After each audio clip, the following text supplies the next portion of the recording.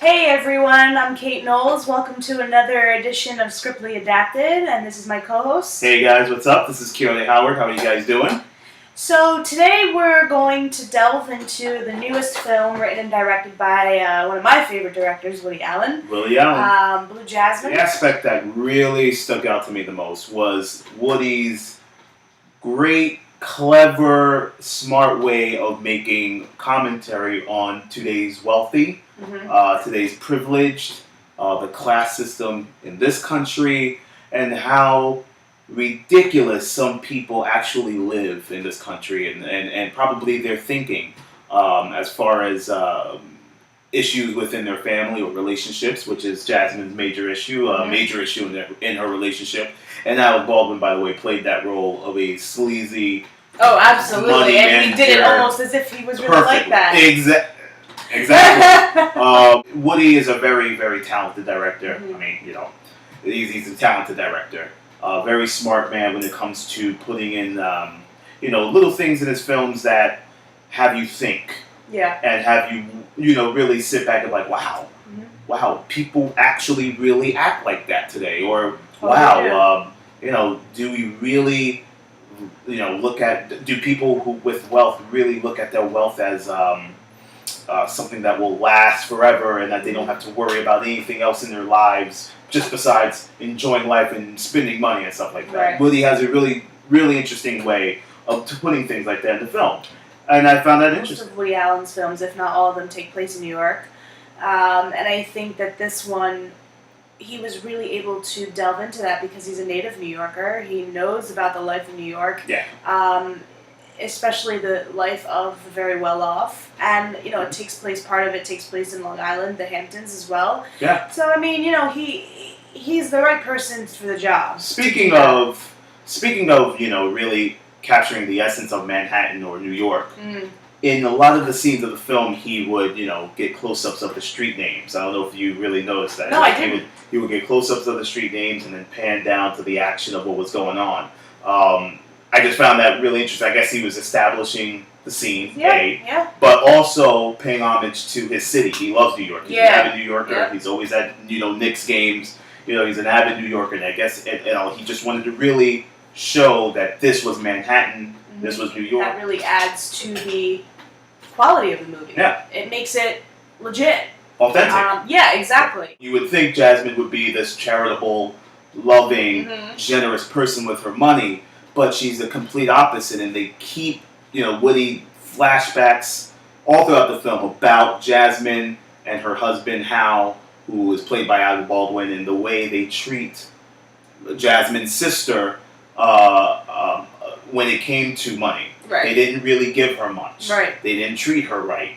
But yet her sister was still very humble, loved Jasmine unconditionally, was there for her unconditionally, and it's very interesting how Woody also shows the rich being snobby and uncaring, and the people with the have-nots being really humble and caring and being there for you because they appreciate what they have, despite not having what Jasmine has. She was still happy. Her sister, she was still happy. The best part of the movie for me, aside from the things that I'm about to delve into in a second, was the dichotomy between the rich, the haves and the have-nots, as you so eloquently put it. And I think that, to me, that really made the movie. Yeah. Because he really let you in to see what it could be. Now, do I think it was a little bit exaggerated? Of course. Yes, absolutely. I'm not saying there aren't people who are like that, but I do think it was slightly exaggerated for the sake of the film. But it made for a good story. I want to delve into one of my favorite aspects, which was the casting. Right. You have, almost, with the exception of one or two people, an A-list, star cast. I mean, you have people like Andrew Dice Clay, who, first of all, we haven't seen him in like 20 years. He's a comic. And he was and no one knows him for acting. He came under fire quite a bit in his day about being, especially with the women's rights groups and all that, quite raunchy, quite politically incorrect. Right.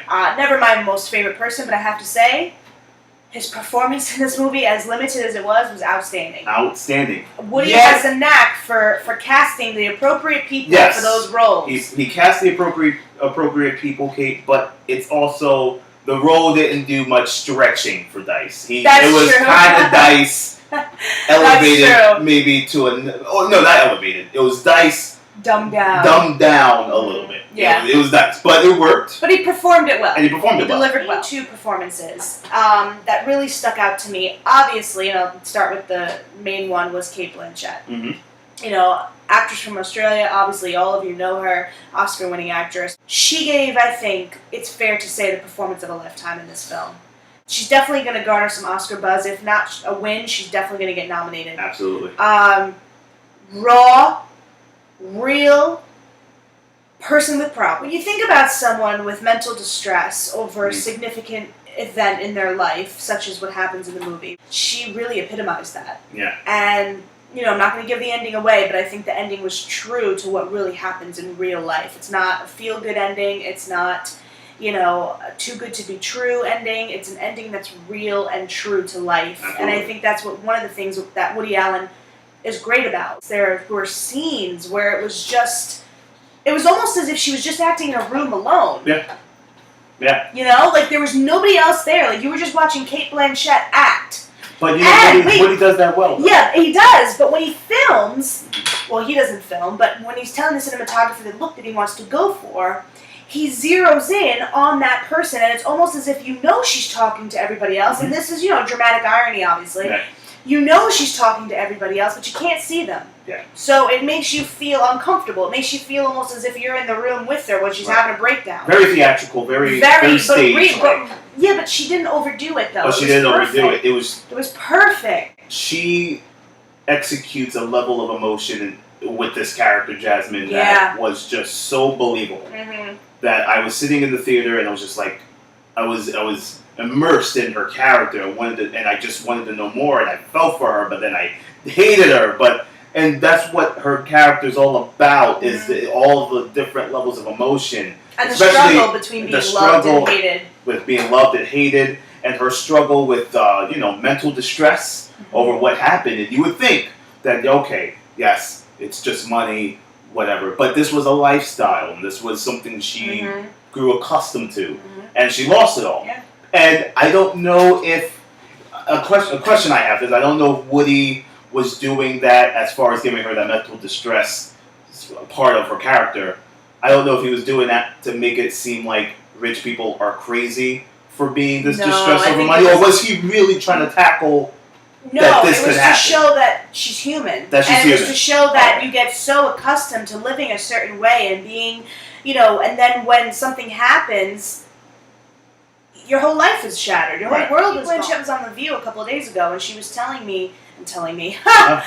Yeah, me personally.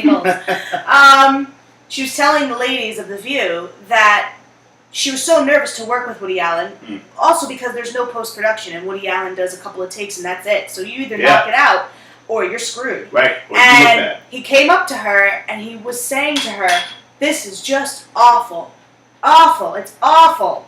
And she was like, "Oh, God." And, to have a director be so straightforward and so blunt, but not disrespectful, obviously, A, makes his reputation the one that it is, and B, makes his films the way that they are when we watch them. Right. So I really applaud her for that performance. Each character had layers to them that was just deep. Right. Especially with her sister, deep layers. Just not her sister. It was not all about her sister just taking care of her and being a good person. But her sister had demons and issues with herself, as far as being comfortable with meeting new people that treated her right. Her sister was played by Sally Hawkins, and her sister's name is Ginger. Yes. And, they were adopted, and, there's kind of like a common thread throughout the entire film of them, of Cate Blanchett's character always being the favored child, and Ginger kind of being the outcast. Right, and she moves away, and she starts her own life, and she gets married to Andrew Dice Clay, and that doesn't work out for reasons that you'll see in the film. And, you feel for her because she's so lost. And she just wants to desperately be happy too, but she comes to a realization that she is happy. Mm-hmm. And she looks at her sister and it's just like, oh God, I would not even want the life that you have. Right.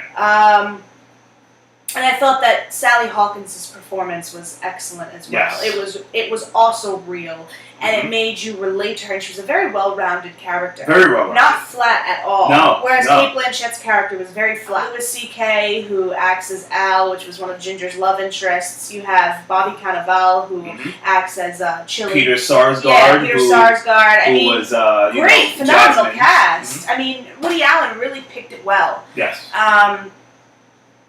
The acting was superb. Even Alec Baldwin. And you know what? Alec Baldwin is the best comedian, effortless. He walks onto a screen and makes you feel like acting is the easiest thing in the world. He just, like, I want that as a career. Exactly. You know? Like, that's what he makes you feel like. He's an ass in real life, but he's a phenomenal actor. Natural. Yeah. So effortless. And he could just with the ladies. Just give him the script, let him know what emotion you're looking for as a director, and he'll be like, got it.